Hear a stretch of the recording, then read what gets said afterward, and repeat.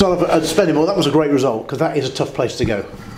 Yeah, it seems a long time ago now, to be honest. But yeah, to get the maximum was fantastic. Really pleased with the performance and the endeavour the lads showed last Saturday. And yeah, we come away thoroughly deserved the 3 points. I suppose it's been a frustration throughout the season, is it really? It's consistency. I know every manager's looking for consistency, but then you come back and you couldn't quite back it up on Tuesday night. No. Consistency in performances since Christmas has been really good. We did everything but win on Tuesday, so I'm not going to go too far down the negative route because I thought we were great, especially second half, and thoroughly deserved at least a point. So disappointed with the result, but not the performance. No, the overall performance, what you said immediately after the game, was obviously encouraging. It's the lack of finishing, I suppose, or the clinical inside the attacking third, really. Yeah. Disappointed because we had more chances than we've ever had on Tuesday night from all parts of the pitch, and they weren't just half chances, they were fantastic opportunities to score. I'm talking 3 or 4 or 5 yards out. Dan Lewis can't believe his luck. He hasn't really had to make a save. Everything's been hit at him, or we've missed the target. So disappointing. I'm disappointed with the goals, obviously, but I know that can happen. So overall, performance good, result poor. It's the home form that's been a bit of an Achilles heel this season, really, because away generally you've been pretty good. We've been very good away. Top of the table. Performances at home haven't been bad since Christmas. If you look at the likes of Hereford, Bradford, Blythe, Scarborough and Brackley, really encouraging. It just happens, and the mentality we've got at home now, along with the crowd, is everyone expects us not to win, which is sad, and we've got to turn that around for them, because we want to make our home a fortress like we did last year. But it swings in roundabouts, doesn't it? It's not for the want of trying, I tell you now. I appreciate that the lack of cutting edge, that can happen in any odd game or two, but I'm genuinely surprised given what you've got in the squad, if you see what I mean. You've got players in there. I mean, I know it's not just the front players, but obviously you've got Amari Morgan-Smith, you've Jack Bean, Tom Owen-Evans, we know scored a bucketful from midfield for Hereford last season. You've got the quality there. It's a bit of a mystery, isn't it? Yeah, it is, and that's why we're only 8th. Because if we scored another 10, we'd be third or fourth. So all we can do is keep chipping away.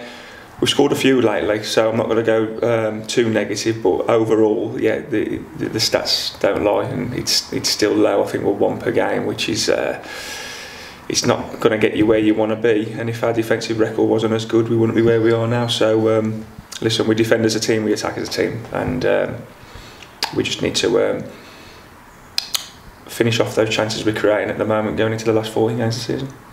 You're back at Arbury on Saturday then, and Banbury United coming. Banbury, who, like perhaps quite a few of the promoted teams, started really well, still going well, but have dropped off a little bit from where they were. Yeah, but they've got a lot of games in hand. They've had a lot of games called off, so they win those games. They're up and amongst it. I think they're one of the stronger teams that have come up from last season. Very good manager for the level. Who's put an imprint on the team, and they've got a style of play that's very effective. So coming up against a really good team on Saturday, but it has to be about us. Our form since Christmas has been really good. We're third in the form charts.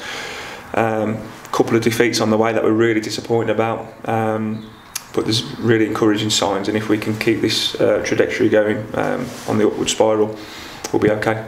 Yeah, Banbury do seem to have done things the right way, if you like, come up to strengthen where they needed to strengthen and have consolidated really. No, good, and I like the way they play. They stick to the principles, and they're a good team. And we had a really tough game at their place at the start of the year, just edging them 1-0, but it was a tough game, and I'm expecting the same on Saturday.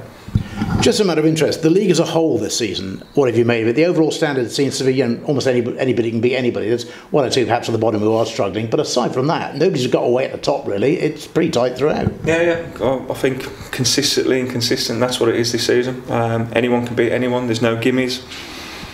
I only look at ourselves. I think we could have been in a much more comfortable position, but that's being reflective in hindsight. But we are where we are now, and we're 8th. We're 8th for a reason. Not quite good enough to be where we should be, or where I want to be, but we've still got time on our hands to do so, but it has to start quick. Are you still looking to change things around if you can? I appreciate the third week of March is when sort of transfers end, but are you still looking to bring anybody No, on? I'm content now. We've got a couple more players coming back Saturday. I sound like a broken record, but you know, you look into the stand on Tuesday and there's 5 lads who potentially all starters in the stands, never mind on the bench, and that makes us stronger. But we've recruited well over January, and the lads who we brought in are playing. Joe McGlynn, big miss on Tuesday after playing really well on Saturday, but I thought Ethan Fremantle, he put himself about, and on another day he scores 2 or 3.